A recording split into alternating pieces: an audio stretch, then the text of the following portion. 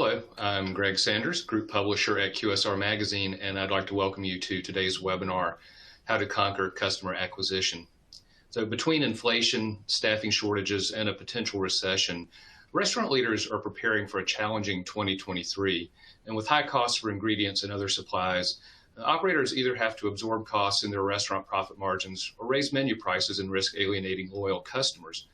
So how can restaurants offset these increasing costs and grow their business? Well, one clear way is by earning a consistent stream of new customers. And how to do that is what we'll be discussing today. A few housekeeping notes before we get started.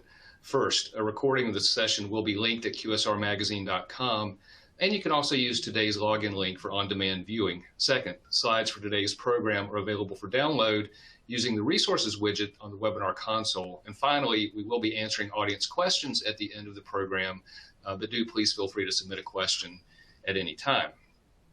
All right, and now to begin, our guests today are Ryan Swanson, VP of Marketing at Domino's Pizza franchise Prairie Pizza, and Maura, a Director at Upside. I'm going to turn it over to them now to get started.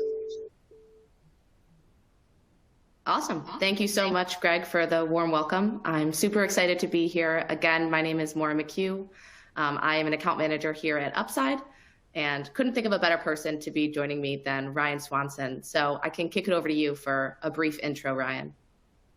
Yeah, thanks. I'm glad to be on the call. And so just a quick backstory. I started with Domino's over 2 decades ago. I know I look extremely young, but yes, 2 decades ago. And I've done every job possible in the business that you can imagine, from managing, supervising. I do the quote unquote VP of marketing. I do store development, and I work with all types of advertising partners to be on, whether it's TV, social media, billboards, print, saturation mailers, email, anything you can think of. So I wear a lot of hats, and glad to be here. Yeah, I think you're the perfect person to help tackle this question, how to conquer customer acquisition. So really excited, and let's jump right in. So restaurants today are facing a number of headwinds, to say the least, and they need partners who can help them drive measurable and profitable outcomes. So as I'm sure you know, competition is stiffer than ever. You are dealing with new business formation at an all-time high. Changing consumer preferences. So your customers are looking for an experience. They're looking for restaurants that have or are being featured on the latest tech. And then preferences are changing. So inflation is definitely changing how consumers are looking to spend their money. And with all of those, situations, you're also being asked to do more with less. So inflation, labor shortages, and supply chain disruptions are all changing how you're able to do business and asking you to do more with less. So when you're looking for partners to help you face those headwinds, 3 things come to mind that you should be looking for. You should be looking for a partner who can help drive you measurable and attributable outcomes, not focusing on clicks or eyeballs or reach. You need to have a partner who is able to show you exactly how they're profiting and benefiting your bottom line. Another thing to think about is growing your business in a profitable and sustainable way. It's easy to draw in a new customer with a free item or a huge promotion, but is that going to really sustain your business and help when your margins are tightening? And then again, a partner that is not going to change your staff's workflow. So with the labor shortages, your team already has enough on their hands, dare I say, enough on their plates. You need to find a partner that is going to fit in seamlessly and just work with how your operations are already set up. So Ryan, you're no stranger to these headwinds and what's going on. Can you give a little bit more background into your role at Prairie Pizza and some of the marketing initiatives you've brought in to kind of tackle those headwinds? Yeah.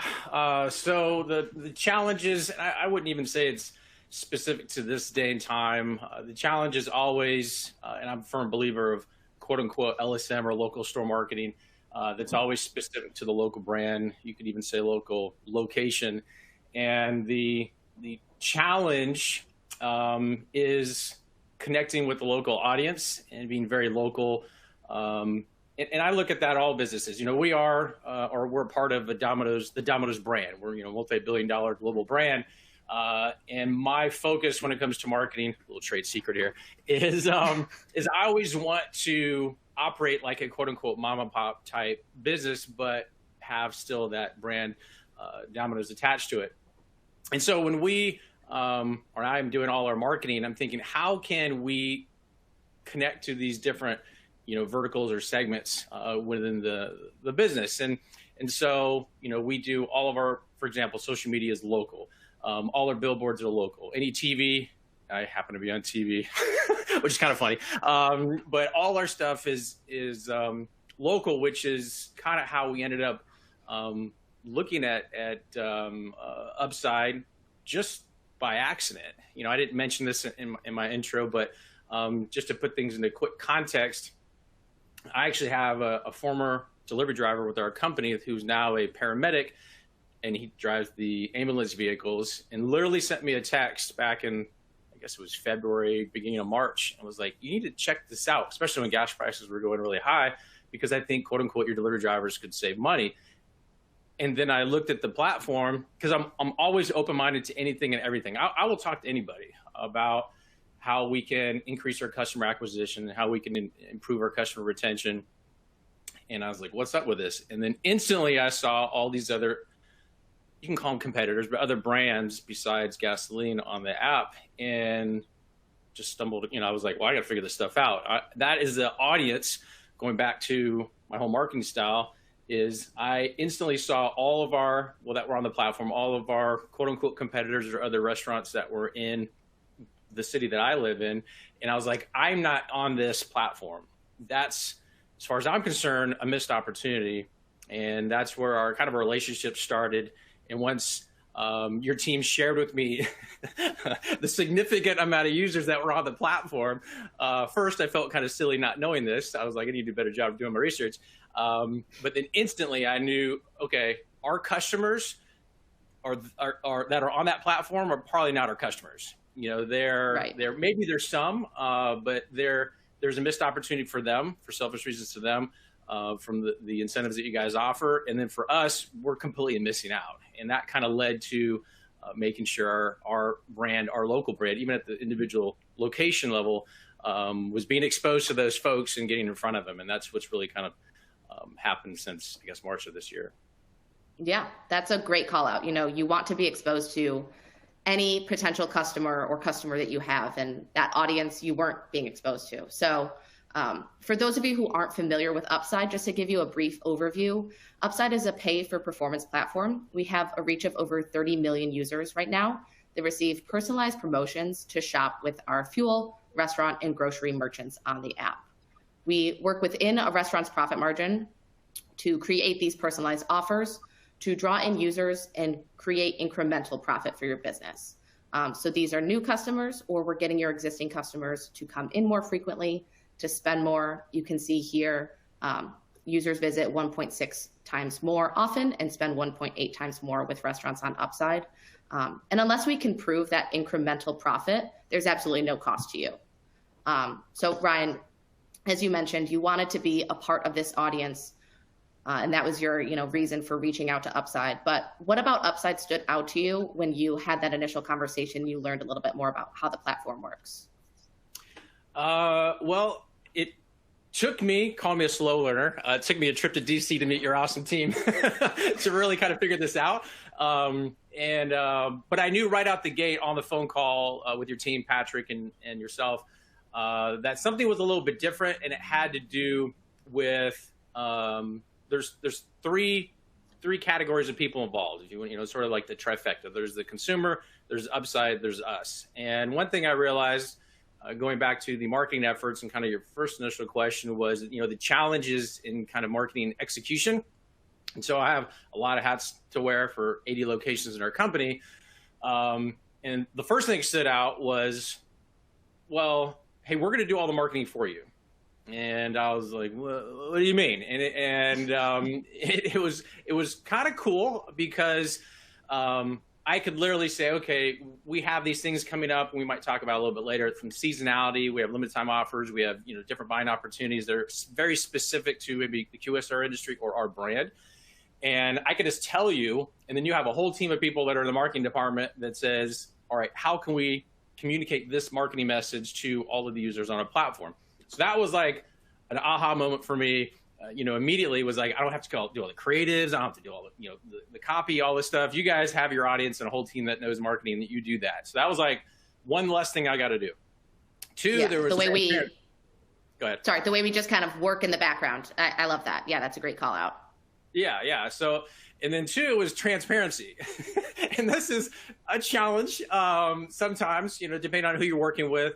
No disrespect to some different partners, but if they say, hey, your ad's going to get in front of this many people, it's kind of wishful thinking sometimes. And I can go into our dashboard that you guys have. It's extremely user friendly, which is always nice. Now I'm a tech guy. I understand all this stuff, but I can take screenshots, send them to folks in our company, and they're like, okay, that makes sense. And so there was transparency and simplicity when it comes to like the analytics and how stuff works. Because this is all, people are always a little jaded, especially if you've been in the business a couple of decades like myself. It's like, how are they making money? And is this truly going to benefit us? Is this a mutual benefit? And sometimes they're taking your money and they're doing advertisers and they're doing stuff, and you really don't know, did you get your money's worth? And here, with our partnership, is really kind of cool, where, if you want to think about it, Upside is financially incentivized to make sure we are profitable. They're also financially incentivized to make sure the customer, the user, is also happy. And if in this little trifecta, if the consumer's not spending more money willingly, happy to do it, and they're not ordering more frequently and happy to do it, then nobody's winning. And this is a cool partnership where your tech behind the scene, your algorithm that you call it, all the tech stuff, is always working to help maximize the benefits on all three categories. And that's something that's pretty rare and has been hard to find after all the years I've been doing this. And so it's been working out pretty good. Awesome. I think you touched on a lot of important topics there.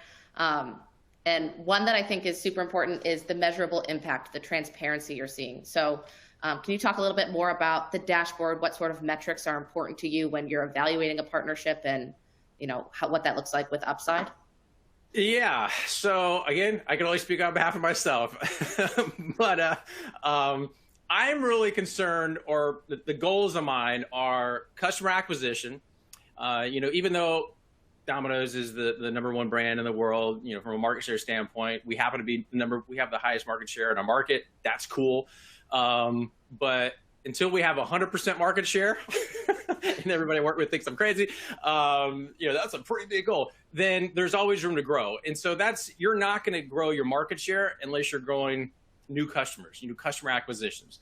And so the dashboard, which is very user-friendly, and how you guys work, I don't know how detailed you want to get into this, but how you guys work with WorldPay, who oversees our merchant services transactions. It's pretty cool, to know that, all right, you're not paying anything, Ryan, at your company unless this customer that has all their credit cards in your platform has shown that they haven't spent $1 with you in the last 12 months. And you can instantly say, hey, we're going to try to get these people to spend some money at your business. And which was really kind of cool, because there was a lot of naysayers, because every business there's naysayers. They're like, well, let's see what happens. And then literally in March, our customer acquisition, because we have our own metrics that we track in-house, for acquisition, and it literally lined up chart for chart, bar chart on Upside, bar chart on our metrics, and it was like acquisitions through the roof. And so I was like, oh, this is pretty cool. And then that kind of led to, all right, now that we got the customer, and it's all tracked via WorldPay, how do we then say, okay, now you're getting more people to us, which is good for market share growth. Now, how do we get those same people to spend more money? And so then Exactly. the way your algorithm works, it's, hey, if that customer is only spending $20 a week, we're going to do everything in our power, at Upside's expense, using your advertising dollars and how you do your promotions and all that stuff, to see if we can get that same customer, instead of spending $20, to spend $25. And just to, just inch them up a little bit more, which validates that customer is happy because they're spending more money. We're happy because now our ticket's going up, which we talked about labor challenges. The only thing to drive down labor cost, especially for our brand, I can only speak for ourselves, is we're trying to be if not already, the employer of choice in our market. And one of the metrics that we look at is pay. So we want to be able to pay far above what people might expect to earn in the Domino's world. In the easiest way, which is a challenge, which is where you come in, is helping increase that average ticket, because the average ticket just drops is going to drop your labor. And so those two things are very apparent in the dashboard, and that's the goal that we talked about since March, and is right. We're making it happen. Yeah, Upside is helping make the labor you're already paying for that much more efficient to drive you more transactions, more dollars.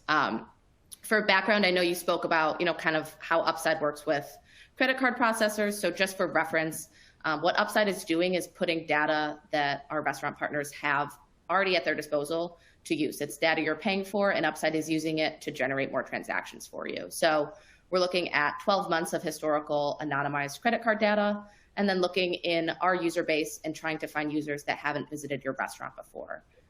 We're stacking up our Upside users with a non-Upside user control group to then benchmark and make sure that Upside is proving incrementality and not cannibalizing your business when it comes to your own marketing efforts, so on and so forth. So speaking of that partnership we have with credit card processors and integration, Upside running in the background, can you talk a little bit about setting up Domino's to work with Upside? Yeah, so it's as fast as you can email you guys a spreadsheet.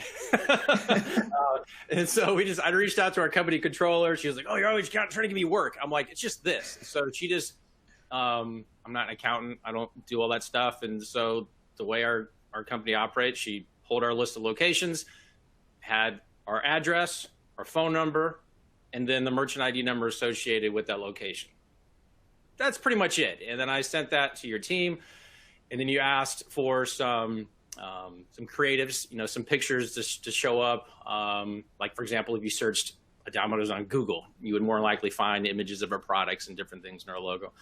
So very similar as far as the integration. I sent those over, and then it seemed like, I don't know, within a couple of weeks, we were live, and your team, as soon as locations went live, I would get some kind of correspondence saying, "Hey, you're officially live today.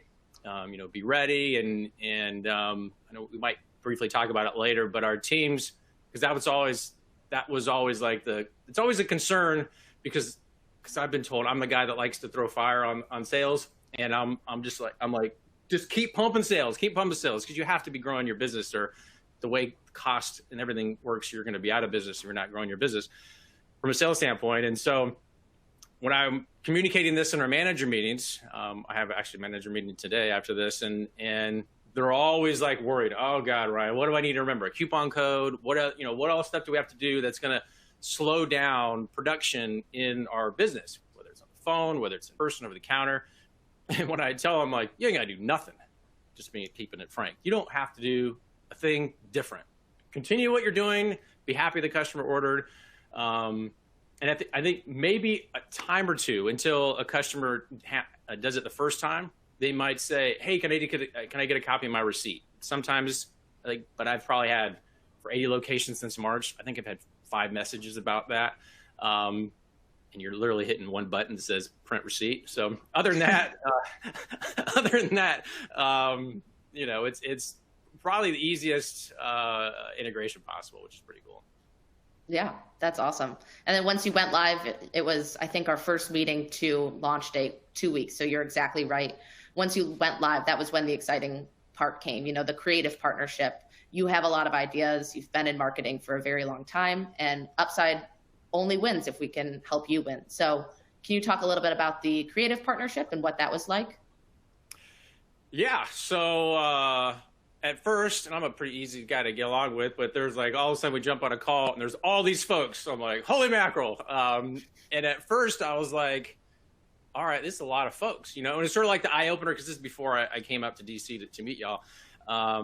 And it just told me, it let me know immediately it's not 1 or 2 people. Like, this is like, there's like a lot of people behind the scenes that are doing a lot of work, and they all want to be in the know. And so you had people that, I don't know exactly what all they do, but there's like, you have tech people that know marketing, you have your art department folks, and they're all like, hey, we want to help. And they're just like sponges. Tell us as much about your company as possible so we can help you as much as possible. And I noticed, especially when I met with you guys in person, there was a sincere interest. I literally had folks from your folks that write code. They're like, hey, is that working? I'm like, yes. They're like, that's all I need to hear. Talk to you later. So the cool thing that kind of happened, and we talked about it, I think in June, because in June there was a national campaign for Domino's, and then I kind of sparked the interest because you were like, hey, we actually can help you with this. And then we had a limited time offer similar on a national level in August, and then we had another one in November. And so there was one thing I also realized is that your team, and you especially, and the folks that you work with, is how can we help you even more? What are some different avenues that we're not capitalizing on? And we just got to chatting, and again, I just know Domino's, so I'm assuming if you were talking to somebody else in sort of a different niche, it would be very similar, but different conversation that's specific to that brand, that niche, pizza, or whatever it is. And so when I said, okay, well, how do we get the word out in a bigger way? Well, we have just for example, Halloween is seasonally really big. You're like, all right, we're going to advertise, order from Domino's for, Halloween, for trick-or-treating, for stuff like this. Or can you give us the specifics as far as your limited time offer that you have that's a national deal? And then you can literally say, okay, where's Ryan's stores? And we're only going to pump this. We're only going to promote this to the folks in this market. And so that was pretty cool. Some other things we're doing, like you guys helped us out in a big way with our flyers on top of our boxes, our pizza box tops. So there's a lot of co-branded stuff that went there. So every single customer that was going out was becoming aware of the partnership, which I believe definitely has been helping in our customer retention, because now they're like, if I'm not brand loyal, this might tip me over the edge. We're doing stuff with our hotels, so as your team and I know, we have partnerships with a lot of hotels in our area where we have key card arrangements, and so, the challenge is you have somebody traveling that doesn't know our brand locally. They come in, they see the key card. It's like, hey, order from Domino's. And then they're also like, oh, I can actually earn cash back right now. So that's like a double whammy. Don't order room service. Don't even leave. Spend money with us. Right. So those are just some things that your team is always open to talk about. And which is cool, it's just cool that we're able to kind of brainstorm collectively to come up with the best way to get new customers and get folks to spend more money. Yeah, absolutely. We want you to win. We want you to have, as many transactions as we can send you. So you highlighted this and teed it up perfectly. This is looking at the first 5 months of your partnership. And within that time period, we were able to achieve a 1.5% sales lift. So with your 80 locations, that's essentially like adding a whole new store, all of the transactions that would go into a new store without all the work that goes into opening a new store. And you mentioned, that peak that we see here is from the co-branded campaign we did in August. So I did want to highlight that. Can you talk about a little bit the partnership growth over time? And I know you mentioned from a marketing standpoint how we're helping you grow, but just what you're seeing in your own metrics as far as user retention since joining Upside. Well, I would say that so again, I can only talk about what I do, and we do a lot of marketing. I mean, we allocate a sizable amount of our sales to marketing, and my job, I believe, is whenever we go into a partnership, I want this to be a win-win just as much as they do, so just as much as you do. So I would say arguably every piece of advertising that I have going out includes some kind of tag arrangement, something, whether it's email. I mean, all this stuff, a lot of stuff I don't bother you with. I just do it. But and what's cool is that the managers in our company, we operate where we tell the managers to treat as if you own it. And so they understand, so they're trying to get their customers that walk in. They're like, hey, have you downloaded the app? And so, but what we're seeing is, I believe we are helping bring awareness to Upside just as much as you are doing all the stuff that you're doing on your end, to where collectively we're increasing the user base, we're increasing the number of app users or downloads. And I think we're like almost double where we are from the numbers you share, and the number of Upside downloads or users is almost, I think, double from where it was back in March, which is really cool. So not only are you guys really trying to grow awareness of Upside and the value it brings, but at the same time, so a percentage of those customers are ordering from Domino's, and that's growing as you guys are growing your user base. But what's really cool, and I just checked this from the dashboard like right before this, was in the beginning, the goal was, all right, how do we take this, I would say, a significant number of Upside users, almost force them, ethically coerce entice them. Entice them. Yeah. Reward them for their behavior. Correct. You doing what you guys do best. But we talked about this earlier, where, you guys are like all in. You're like, hey, when we do this, you guys said, hey, we'll match your contribution to get you going. So all the orders and people start to kind of, incentivize them to order are all the cash back, if you will, to the user, the customer, is really paid for by you guys. And so I was like, oh, that's like free advertising. That's really cool. And so all these customers are getting, this great incentive to order. We do our part operationally to make sure they're happy, so then they feel good, continue to order from us. And then I checked today, and there's this cross the line as the ROI is going up, the user's going up, but then the cash back, that's what I call it. You guys call it promotion, but the cash back incentive to the users is kind of dwindling down over time to still hold on to the acquisition and retention piece. And that's where that the customers are still happy, and we're still happy. And then at the same standpoint, because of how you guys are commissioned on the kind of the back end, you guys are financially incented to make all those three things work. And so our cashback incentive is dropping pretty consistently each month, which is a good thing. So the cashback reward of the consumer is going down, retention is going up, acquisition is going up. So that's just a win-win. And that's just, right. I have yet to find a partner that can share this kind of stats. And so when we were budgeting for next year, our leadership team's like, give us the 2-second, blurb on Upside. I was like, well, if we're going to do anything to save money, it's not cutting anything that has to do with Upside. And they're like, all right, let's keep it going. So it's pretty cool.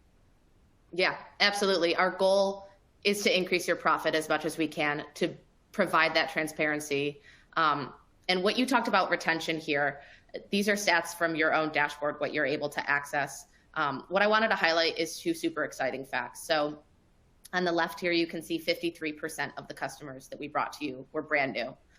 So I know customer acquisition is very challenging, and Upside just let us work in the background, and we'll drive those new customers to you. And then on the right, increasing that frequency of purchase. So that infrequent customer you can see there, they were coming in prior to Upside, the dark blue, every 3 months. Once they were live on Upside, we got them to come in once a month. So super exciting stats. Would love to just hear, to wrap everything up. How do you measure Upside? What are your main goals when you look at Upside? Is it retention, new customer acquisition, sales? Did I just give you all 3 answers that you're looking for? What metrics are valuable? Yeah, I think, again, just to rehash acquisition or retention. I think anybody that's in business, if they're not looking at least those 2 things, is going to fail sooner or later. And this is, if anybody's paying attention on this, whether it's a recording or if they're watching this live, think of it like this: 52.8% of the folks that have ordered from us, absolutely, without question, had not ordered from us in the last 12 months.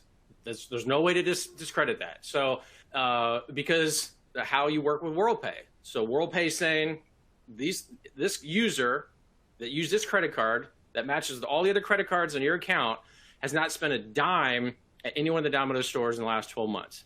And now they have. And so that alone, from a customer acquisition standpoint, if anybody's paying attention, anything they're watching right now should be like, hold on a sec. I need to find out how many Upside users are in my DMA in my market. Because because this is what's going to happen, you know, and even if you're like, oh, well, what percentage of those users can we get? That's another cool stat. And we talk about this a lot. We're like, well, what percentage of all the app users, Upside users, are ordering from Domino's? And you guys have those stats. And so I'm like, all right, how in the heck do we get that percentage, which is good, but how do we go up one more percent? You know, what can we do together to increase that? Because if that percentage goes up, you know, 2, 3, 4, 5%, while you guys are increasing the user base, then I know, okay, we're growing exponentially in time, you know, with you guys. Yeah, but just to rehash, you know, acquisition or retention. And the last thing I will say that, again, it took me going and talking to people in DC to figure this out, was there won't come a point where a customer's not ordering more frequently or not spending more money to where you guys are going to go out of business. Because from what you guys were telling me is we're going to figure out a way to get that customer to order for selfish reasons. And so if we can't get them to order, we're going to figure out a way. Basically, we're just going to do whatever it takes to figure out within the quote unquote margin, you know, that we have. And that's where a lot of these, and you saw the chart there, that's where maybe like a limited time offer or something very exclusive. I didn't even mention this, but even stuff like St. Jude's, we're raising millions of dollars, you know, nationally for St. Jude's. And I said, hey, can you help us advertise this partnership with St. Jude's? You know, it's a great, you know, philanthropy stuff that we're doing. Sure as you know what, the following week, you know, there's like, hey, if you order from Domino's, you can actually, you know, use this coupon code and a percentage of your order will go to St. Jude's. So there's like all these things that there's too much to cover on this brief webinar, which is why somebody, if they're even remotely curious, should reach out to your team. I always give a shout out to Patrick, but your whole team that I've met is good. And this, because it can seem overwhelming. But if I told you, I don't care about customer acquisition, you might say, okay, customer retention. And then I'm sure your advertising and everything to help us accomplish that would just go into action, you know, but you know what we want. And so you've complemented that, which is cool. Yeah, I think that's a perfect way to sum it up. I wanted to highlight here a way to connect with us. You know, Ryan gave the perfect shout out to reach out to our team so that we can provide more information to anyone who's interested. Thank you so much, Ryan. I think that was a great conversation, and I'll kick it over to Greg then so that we can answer a couple of questions. All right. Yes. Thank you, Maura and Ryan, for that information. We will now indeed turn to questions from our audience. Let's see, Ryan, for you, how do you measure the impact of marketing programs you run at Domino's? A lot of it is analytics. I'm a numbers person. So, for example, a lot of our stuff is tracked. Just to put things into context. So if we're doing a quote unquote saturation mailer where everybody's mailed those packets, you know, they're Advo or Red Plum or NSpark or whatever they are. The only way that I can really truly track the response on that would be a unique coupon code. And so if I had a specific offer, even if it's a national offer, that consumer would have to use that code for me to say this works. That's a challenge. When it comes to social media stuff, because we run tons of local store social media ads in our company, and if I didn't use it, it wouldn't work. Actually, side note, a lot of our ads now are included, you know, Upside is included in that. And so I'm looking at, you know, click-through rates, how many people, you know, impressions, how many eyeballs saw it. That's cool. But that doesn't translate into an order. How many people clicked it? That's cool. That means they were somewhat interested, you know, but again, I'm going to have some sort of unique coupon code in the back end because a significant portion of our orders are online. And so the difference, because that's what the person asking probably wants to know, the difference with Upside is I can literally open up the dashboard right now and it could say, this customer spent this amount of money at this store, they're a new customer, and I literally have that whole order history right there. So depending on the technology and the stuff that maybe a particular person or company has or does not have, Upside is the only company that has this kind of integration that I've worked with, and the decades I've been doing this, that provides that information like instantly, which is which is definitely helpful. All right, Maura, for you, this attendee says, I missed some of the webinar, so this may have been covered earlier, but I know it's pay per transaction, but what is the average cost upside charges per transaction? I want to make sure the cost of upside leaves enough margin for our franchisees. Yeah, that is a great question. So the first thing we do when we talk about signing up a new restaurant partner is determining what is your profit margin. So what is it going to cost you? Say you have 100 customers in a day. What is it going to cost you to serve 101 customers? So we're looking at the cost of food, packaging, any franchise royalty fees, credit card processing fees. Then on the back end, like I said, we're looking at our upside users spend over the prior 12 months to determine if they're new, infrequent, totally frequent, loyal. And we're comparing that one upside user for every credit card they have in their upside wallet to 10 non-upside users going to your exact location. So say I have 3 credit cards in my upside app. As an upside user, I'm being compared to 30 non-upside users at your exact restaurant. The reason we do that is we want to ensure incrementality. So we want to make sure that upside is the only and true driver of the incremental profit you're seeing. So it'll account for marketing pushing you're doing, any holiday seasonality, things of that nature. So unless upside can prove incremental profit, increased spend, increased purchase frequency, there's no cost to you. So you will see, Ryan, I'm sure you can back me up here, you will see transactions come through where upside is paying the user the cash back because we didn't drive in an incremental purchase. It's only when it's incremental that there is promotion and profit share.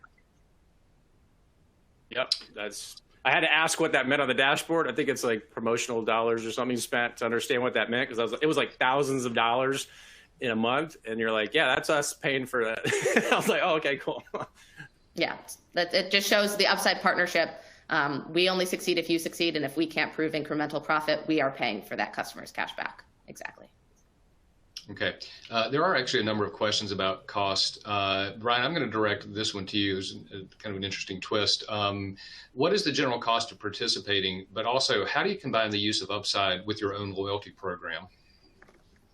Great question. So I would say most good, or even companies that have the budget to be able to develop a rewards loyalty program are already doing that. I'd say arguably most of the national brands. I don't know about maybe smaller niche markets, mom and pop type companies as far as technology is concerned. But so I know I'm not oblivious. You know, I think a lot of our brand, but I'm not ignorant of the fact that there's some quote unquote competitors that have their own thing. And so I look at this as just an additional layer that is going to get somebody maybe teeter, you know, because and again, you know, I think our brand's good and all that stuff, but there are customers, unfortunately, that are not brand loyal. And so they may be using, you know, a loyalty program from a competitor and flip-flop back and depending on if their kid wants to order Domino's or their parent wants to order from a competitor. I get that. So when the deciding factor is going to come when somebody is getting ready to spend some money and they're like, you know, I just got this push notification from Upside. Domino's has got this going on. Or I just got this email notification that, you know, about this. And so Upside stays in their face as an additional, that's what I call it, stays in their face of attention, if you will. And it's going to, in my opinion, and what we're seeing is it's teetering people over to choose us, being more brand loyal. What was the first part of the question as far as the margin? What was that? Well, it was what is the general cost of participating? Oh, okay. So the cost of, I would say the cost of participating gets better it's reduced over time as a percentage. So for example, and this is, I'm going to explain it, Maura, the Domino's way, the non-tech way. So if a customer, in like the very first time, especially because I mentioned that, you know, Upside will do matching contributions to kind of get you going. And so let's just say your ticket, your average ticket the customers are going to spend is $20. And you have your quote unquote margin, like Maura was saying, that you're allowing upside to kind of work with. So they have like this range, this quote unquote cashback, percentage cashback range to work with to entice that customer to order. So the very first time they're trying to get these customers that are 100%, as you saw from the graph, they are not Domino's customers. They have not spent money, as far as WorldPay data, they've not spent money with us. So they might give them, let's just say, a 40%, because at first I was like freaking out. I was like, we can't survive on a 40% cash back on these orders. And then Maura was nice and said, actually, we're paying for that. Remember? And I'm like, oh yeah. So Upside takes a percentage. I believe Maura can check me if I'm wrong, but it's a fixed percentage of that remaining. And so let's just say, just for numbers' sake, that you told Upside, I'll give you a 50% margin to kind of, that's your wiggle room to work with. And that customer took advantage of a 40% cash back. That remaining 10%, Upside gets a fixed percentage of that remaining. All right, cool. So that dollar amount that they're getting on that remaining 10% is, let's just say, relatively low. So let's just say now the cash back to get that exact same customer to order again, because of how the algorithm is going to work, is dropped it down to, let's just say 10%. We'll just do the exact opposite. So now that customer is like, cool, I'm going to get 10% back on 10% cash back today from Domino's. I'm happy with that. It's better than this other company that doesn't offer anything. And so now, so that customer's still happy. They're getting cash back. Upside gets that same fixed percentage of that remaining 40%. Maura, if I'm wrong, check me. Yeah. And so Upside has incentivized that customer enough to get them to order. We're happy we got the order. So let's say it's the same, let's just say it's the same ticket. But now Upside they've incentivized, because now their percentage of the remaining margin, if you will, is a little bit larger. But then what will happen is and this is my explanation, we have a customer that spends $20 every single Friday at 5 o'clock, and we can't change their buying habit. Then Upside would be paying 100% of that cash back. There'd be a zero fee to us. And Maura, if I mess that up a little bit, but that's my explanation. You're exactly right. I think the 40% promotion is a bit of a outside of the bell curve. That's definitely not our goal. We're incentivized to bring in users for the smallest promotion possible so that you can maximize your profit. I will say we're at 16%. It's not like an industry secret or anything, but we're down. I just checked, it's down 16%, and our acquisition is going up and our retention is going up. So hopefully that makes sense.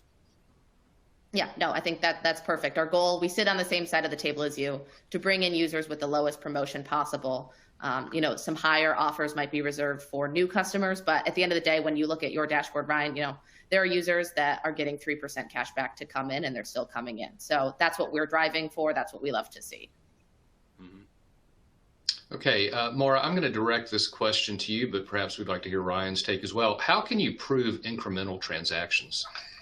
Yeah, that is a great question. So we're looking at 12 months of historical transaction data from your specific location. So when we started partnering with Ryan, we had 80 specific Domino's locations. Every single one, we are drilling down to that specific location and looking at 12 months of anonymized transaction history. For our Upside user, when they come into Domino's for the very first time, the first thing we're going to do is look back at those 12 months and see what their purchase frequency looks like.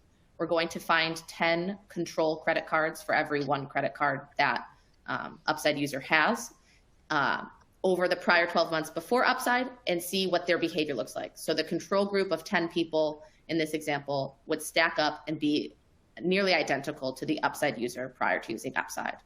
Then when the Upside user makes their first purchase on Upside, we're going to compare how is the Upside user spending relative to their 10 counterparts not using Upside. That allows us to account for inflation, expected revenue based on control group spend, or not inflation, your own marketing, expected revenue from how the control group was spending, holidays. The Super Bowl is a big pizza holiday. The control group spend will go up on that day, so that Upside can't take credit necessarily unless we can get the Upside user to outspend them. So we determine incrementality, thinking the idea, these Upside users are being incentivized to come in. They're being rewarded for their behavior, for their loyalty. So we will get them to spend more than the control group who are not receiving those incentives. So it's only that difference between what the control group is spending and the upside user that we deem incremental. That is the only profit that we're looking at when we look at upsides attribution. Okay, next question. Are there competitors on the app in each area, or does each region have one exclusive, say, pizza partner? That is a great question. So Upside originally started in the fuel space. Ryan, I think you're smiling because we've had this conversation. Upside started in It took me a while to figure this out. Upside started in fuel and has added restaurant and grocery partners over time. What we found is the more partners we have on the app, the stickier we become. So everyone that gets gas eats. They're opening their app to, fill up their car twice a week. And when they're looking at it, they see other restaurants on the app. When they're, claiming an offer from one restaurant, next time they decide, oh, I'm hungry.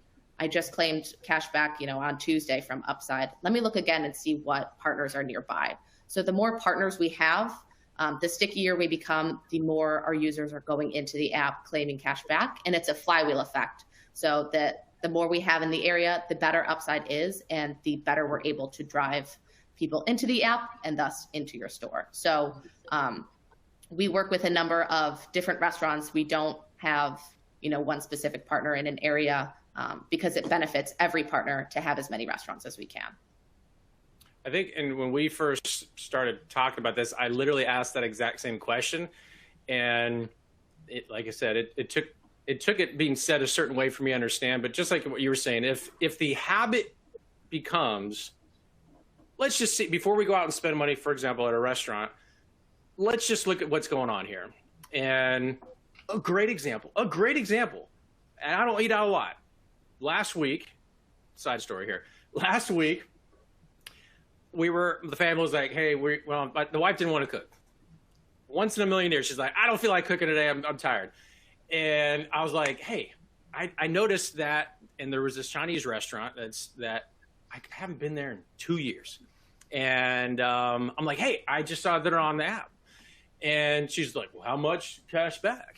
And because I know I haven't spent money there in 2 years, it was like, I don't know, 30% cash back or something. And she's like, well, we're going there. Well, there's another Chinese place that's great food that we eat at that's much closer. And I was like, well, that's a $10 savings. I just doing the math in my head what we're going to spend. So then we went there. And so so having a lot of people that are on there, I did the same thing. There was another sit down restaurant. I was telling you guys about this a couple months ago that popped up because whenever a new brand, at least that's what I'm experiencing as an actual user, comes on the platform, it says, oh, this new restaurant. There was a sit down kind of bar grill type place that was on there. I hadn't been there in years. And I was getting incentivized, with a good first initial cashback offer. Well, I've eaten there 3 times since then.